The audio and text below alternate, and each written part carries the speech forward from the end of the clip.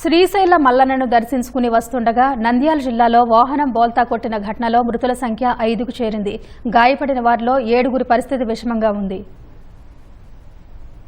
నంద్యాల జిల్లా ఆత్మకూరు మండలం బైర్లూటి సమీపంలో జరిగిన ఘోర రోడ్డు ప్రమాదంలో 5గురు ప్రాణాలు కోల్పోయారు. కర్నూలు జిల్లా ఆదోని వాసులు 20 మందికి పైగా శ్రీశైల మల్లన్నను దర్శించుకోవాలని గురువారం ఉదయం బొలెరో వాహనంలో బయలుదేరారు. రాత్రికి శ్రీశైలం చేరుకున్నారు.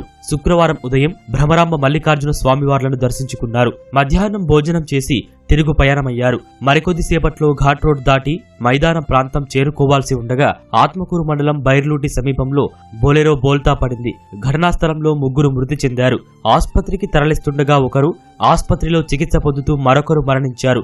గిడ్డయ్య, శశికళ, లక్ష్మి, చంద్రమ్మలు మృతి చెందినట్లు గుర్తించారు. క్షతగాత్రులను ఆత్మకూరు ఆస్పత్రికి తరలించారు. వీరిలో 7గురి పరిస్థితి విషమంగా ఉండడంతో మెరుగైన వైద్యం కోసం కర్నూలు సర్వజన వైద్యశాలకు తరలించారు. బొలెరో వాహనం బ్రేకులు ఫెయిల్ కావడంతో ప్రమాదం జరిగినట్లు పోలీసులు ప్రాథమికంగా అంచనాకు వచ్చారు. శ్రీశైలం దైవ దర్శనానికి వెళ్లి వస్తుండగా దుర్ఘటన జరగడం పట్ల మంత్రులు లోకేష్, రాంప్రసాద్ రెడ్డి విచారం వ్యక్తం చేశారు. ఈ దుర్ఘటన తనను దిగ్భ్రాంతికి గురిచేసిందని లోకేష్ ఆవేదన వ్యక్తం చేశారు. గాయపడిన వారికి మెరుగైన వైద్యం అందించేందుకు అవసరమైన అన్ని చర్యలు తీసుకోవాలని అధికారులను ఆదేశించారు. మృతుల కుటుంబాలకు ప్రభుత్వం అన్ని విధాల అండగా ఉంటుందని హామీ ఇచ్చారు.